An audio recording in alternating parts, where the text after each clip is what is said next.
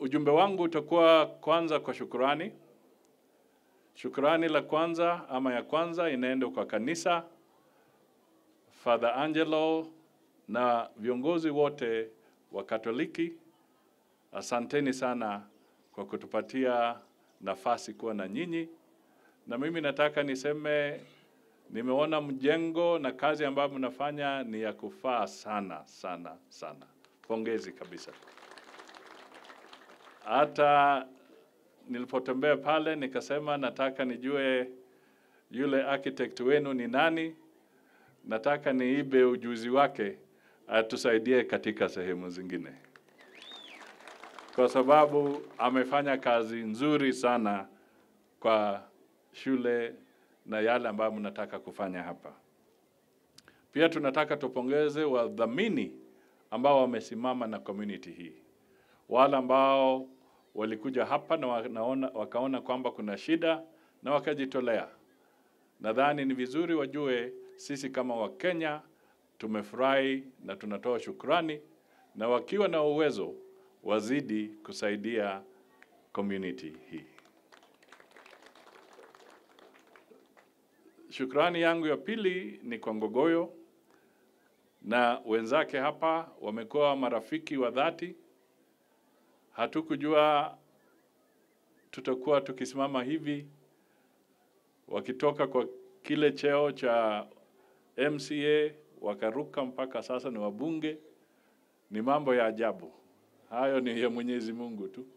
Na tunasema asante na tutazidi kushirikiana na nyinyi. We will always be with you to work together and to continue supporting our people. Shukrani ya tatu, Governor Lenku na timu yako. Governor Ole Lenku ana jukumu kubwa. Father Angelo alisema anatoka kule Mombasa ama Tanzania mpaka Pwani. Na Kajiado ni cosmopolitan county. Cosmopolitan. Ina kila jamii ya taifa letu. Hata mimi sasa nimepata ujumbe, nitaenda kusema kuna msichana mmoja anaitwa Makungu, huyu governor amempatia nafasi. The governor has shown that his leadership is about integration and bringing all the communities that reside in Kajiado together. Na mimi nasema, well done, Bwana Governor. Show us the way, show Kenyans the way.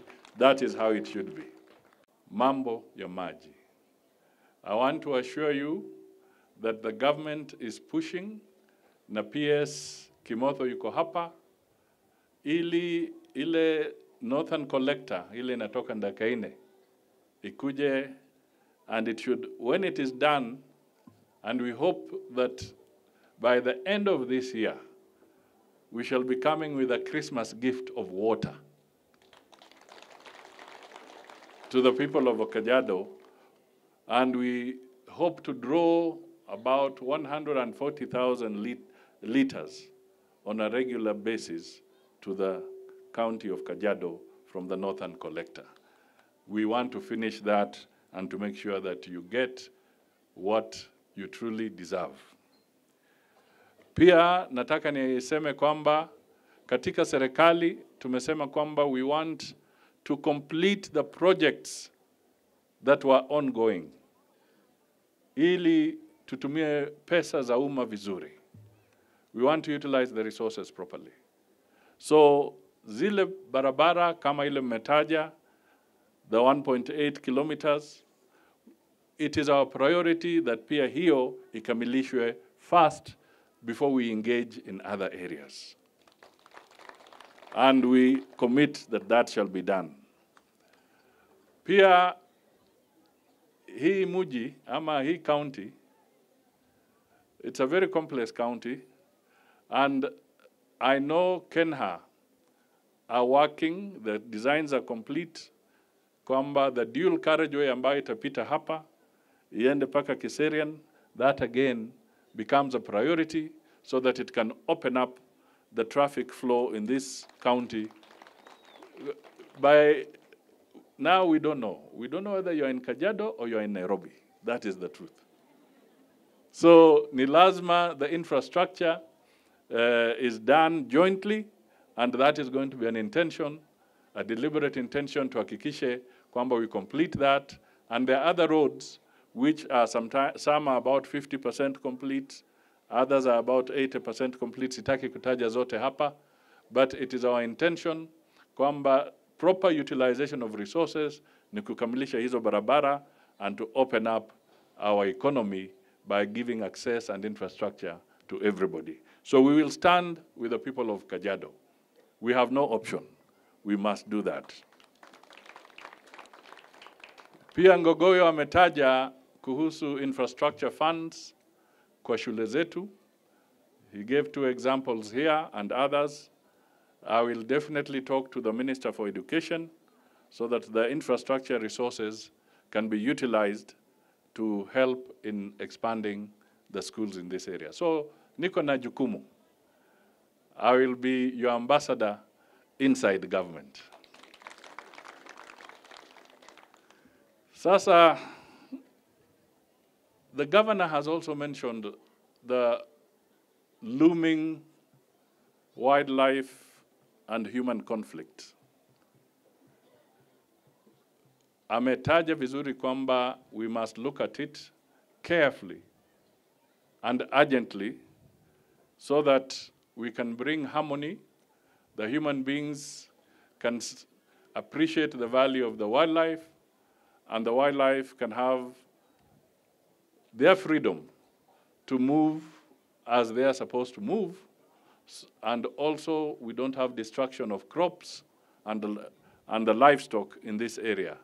Kwa hivyo, Governor, let me assure you also that I will stand with you in pursuit of this, so that where we can invest in electrical fencing and providing the human corridors, because those two go hand in hand. How to balance human settlement and how to make sure that we also preserve our heritage for the tourism and for the income that it brings to our country. Haya yote, we shall stand with the people of Kajiado, and we shall work very, very closely, because that is how it should be. National government and the county government must always cooperate. We must always cooperate. We must always work together. We may have differences in approach, but we must work together so that development ifikie watu wote. Na tena mimi nataka niambie ndugu zetu, kwa sababu tulisema tukiwa Mombasa. Tulisema Kenya is not in a crisis. Kenya haiko kwa crisis. Ukitaka kuona crisis, enda Niger. Hapo ndio kuna crisis. Kenya has got a government. Kenya has got institutions. They are working. Kenya is not in a crisis. In fact, wale wanafanya mazungumzo kule Niger, wakitaka holiday, watakuja hapa, wapumzike baada ya crisis ya huko. Kenya is literally a holiday home in Africa. It is a holiday home. It's not a nation in crisis. Kwa hivyo ni vizuri tuelewane na tusaidiane kwamba these are issues that we can solve locally. And we are committed as Kenya Kwanza that the issues that we want to deal with are very specific. 1, let us clean up the area around IBC. 2, let us make sure that any residual problem on CDF is sorted out so that CDF matter is put to good closure. Let us deal with the gender issue so that we can fulfill what the Constitution requires on matters of gender. That is agenda item number 3. Agenda item number 4, the President himself had already sent a petition to the Speaker of the National Assembly to say that he would like that there be a formal office of the official opposition so that it is integrated properly into law. And the 5th item, now they want to discuss the office of the Prime Cabinet Secretary.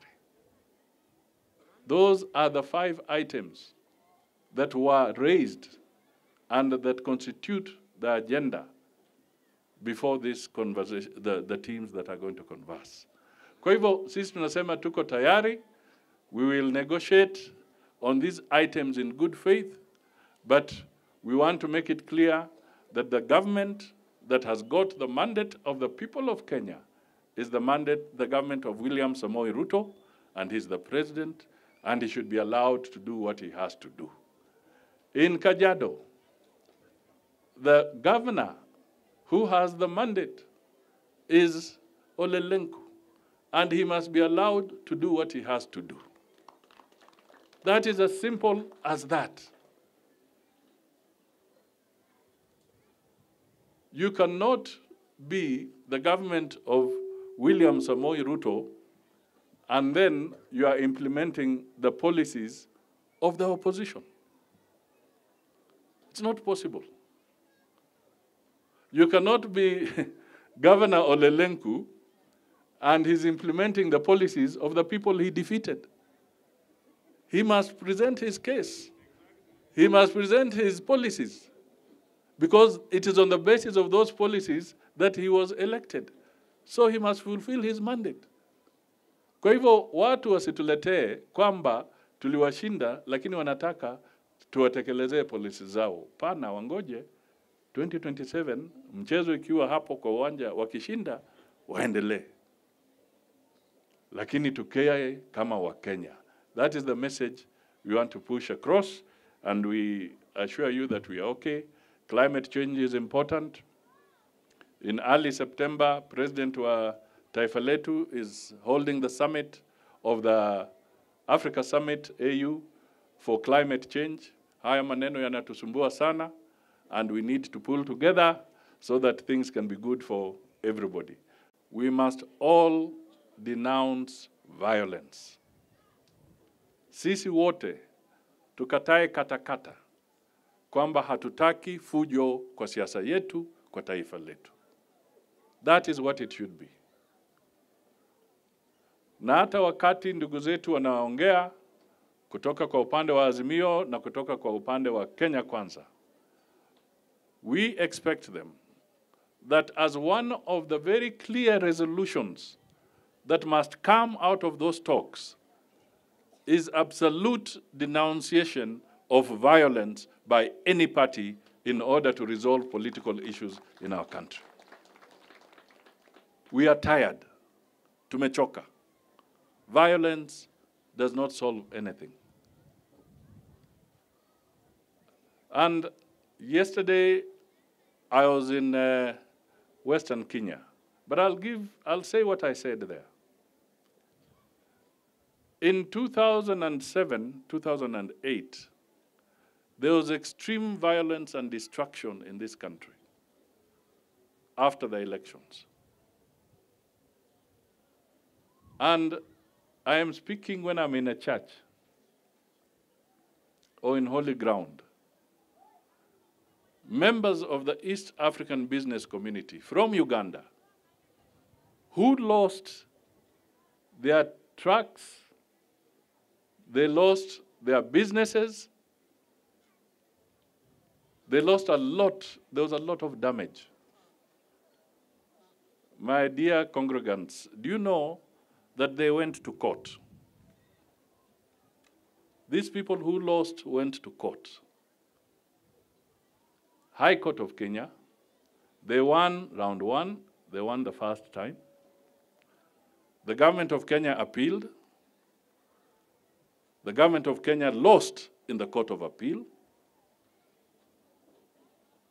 There was a subsequent appeal again. Again, the government of Kenya lost. Now, because of the violence, those people went and said that the government of Kenya failed to protect their businesses and their vehicles when they were passing through the transit. Do you want to know what the shocking news is? Do you want to know? Do you want to know? You really want to know?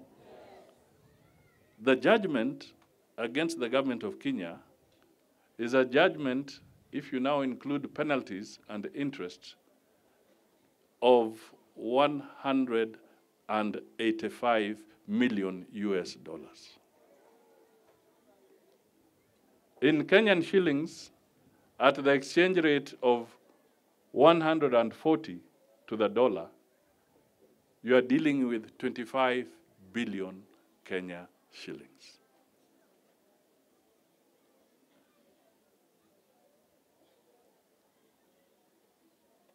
Governor, what is the budget of Kajiado County? Kajiado County, the budget is 9 billion Kenya shillings. So through destruction, through violence, through destroying people's properties, the government of Kenya now has a liability of 25 billion shillings because of maandamano.